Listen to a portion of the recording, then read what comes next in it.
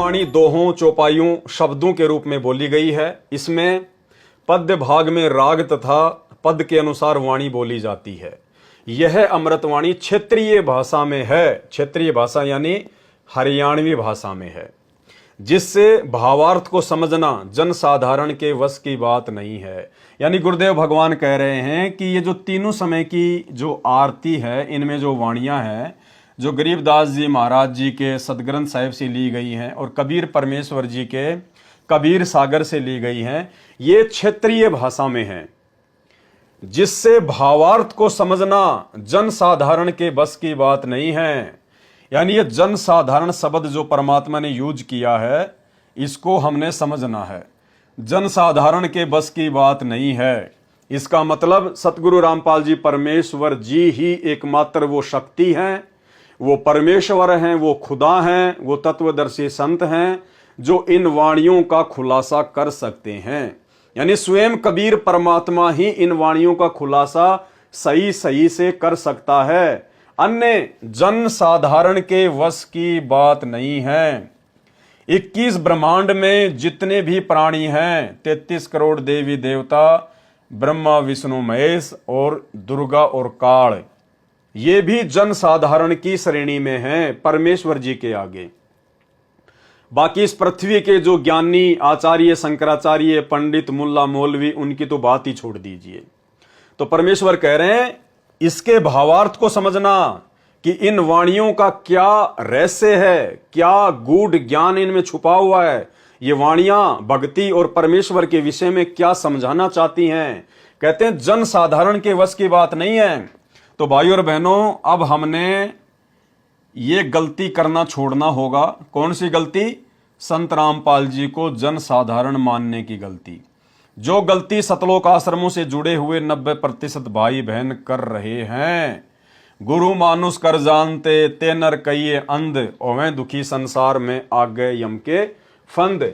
यानी सतगुरु रामपाल जी परमेश्वर जी के अलावा जब तक हम इस कागज की फोटो को, जो कबीर जी की समझी जाती है, जिस रूप में कहा जाता है कि परमात्मा 650 साल पहले काशी के बनारस में प्रकट हुए थे, आज भी सतगुरु रामपाल जी परमेश्वर जी की 90% संगत सतलोक आश्रमों से जुड़े हुए भाई बहन पूर्ण परमात्मा कबीर साहिब जी के सतगुरु रामपाल जी परमेश्वर जी के रूप में धरती पर प्रकट होने के बावजूद भी इस कागज की फोटो को ही परमात्मा मानकर, कबीर जी मानकर पूज रही है। इस फोटो को भगवान मानकर जून के महीने में कबीर प्रकट दिवस मना रही है। इस फोटो को अपने घर पर रखती है, इसके आगे दीपक जलाती है, तीनों समय की आरती करती है।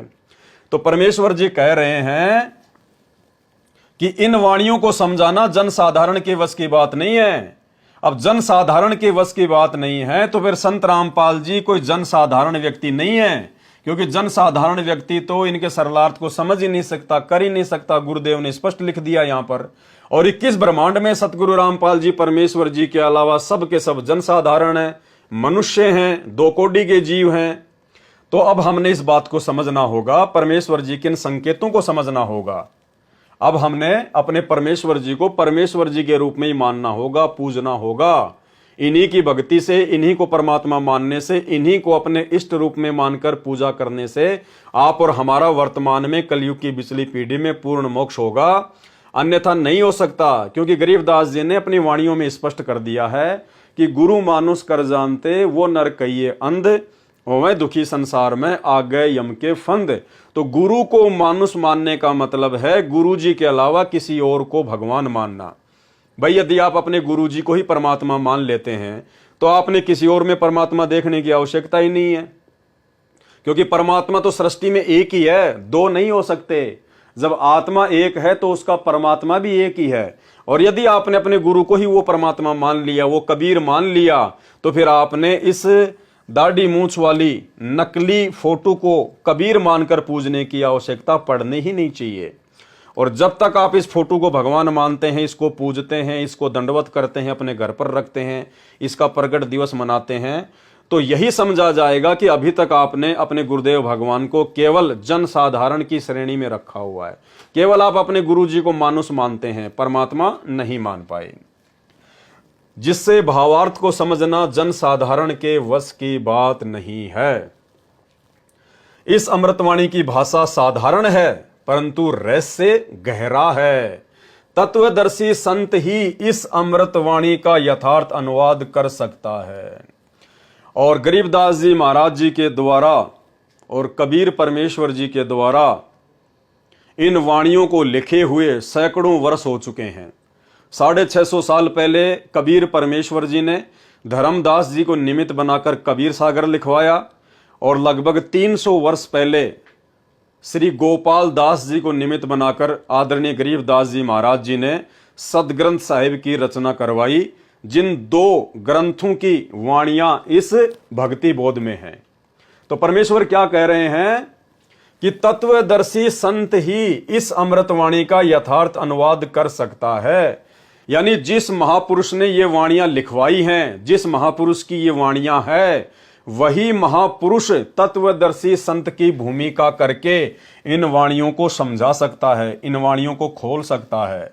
क्योंकि अपने द्वारा रची गई सृष्टि की यथार्थ जानकारी वो कबीर परमात्मा स्वयं ही संत रूप में प्रकट होकर, जिंदा महात्मा के रूप में प्रकट होकर या किसी भी साधु के रूप में प्रकट होकर स्वयं ही ठीक ठीक बता सकता है। दूसरा कोई भी इन वाणियों का भेद नहीं खोल सकता।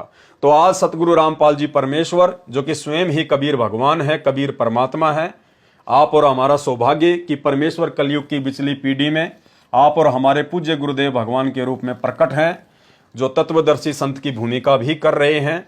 और उन्होंने ही इन वाणियों का ठीक ठीक अनुवाद किया है। अन्यथा इतने कबीरपंथी हैं, इतने आचार्य और शंकराचार्य हैं, गरीबदास जी के पंथ में भी सैकड़ों की संख्या में साधु महात्मा हैं। आज तक ना ही तो कोई कबीर सागर का यथार्थ अनुवाद कर पाया और ना ही कोई गरीबदास जी की वाणियों का, सदग्रंथ साहिब का यथार्थ अनुवाद कर पाया।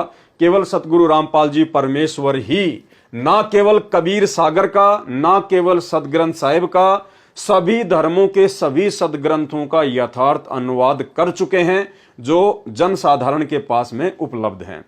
तो इससे भी यह सिद्ध हो जाता है कि सतगुरु रामपाल जी परमेश्वर, जो वर्तमान में तत्वदर्शी संत की भूमिका में हैं, ये स्वयं ही कबीर परमात्मा है, कबीर भगवान है। जैसे श्रीमद् भगवत गीता के श्लोक हैं, ऐसे ही भक्ति बोध में लिखी अमृतवाणी के दोहे श्लोक हैं। श्रीमद् भगवत गीता को लिखे लगभग 5500 वर्ष हो चुके हैं। सैकड़ों अनुवादकों ने वर्षों पूर्व हिंदी या अन्य भाषाओं में अनुवाद भी कर रखा है, परंतु किसी का अनुवाद भी प्रकरण के अनुरूप नहीं है। यानी वो वाणियां कहना क्या चाह रही हैं, उसके अकॉर्डिंग किसी का भी अनुवाद नहीं है। सबने अपने अपने मत अनुसार जैसा भी उनको समझ में आया उसी प्रकार से उन्होंने अपना मनमाना अनुवाद कर दिया, जिस कारण से अर्थों के अनर्थ कर रखे हैं। उदाहरण, गीता अध्याय 7 श्लोक 18 तथा 21 में अनुत्तम शब्द है। अनुत्तम, अनुत्तम का मतलब होता है घटिया, अश्रेष्ठ, जिसका अर्थ अति उत्तम किया है, जबकि अनुत्तम का अर्थ अश्रेष्ठ, घटिया होता है। उत्तम का अर्थ श्रेष्ठ होता है, इसके विपरीत अनुत्तम का अर्थ अश्रेष्ठ। गीता अध्याय 18 श्लोक 66 में व्रज शब्द है। व्रज का मतलब होता है जाना, जिसका अर्थ जाना होता है। सर्व गीता अनुवादकों ने व्रज का अर्थ आना किया है। अर्थ होता है जाना और उन्होंने कर दिया आना। उदाहरण के लिए, जैसे अंग्रेजी के शब्द गो का अर्थ जाना होता है, यदि कोई गो का अर्थ आना करता है तो वह अनर्थ करता है।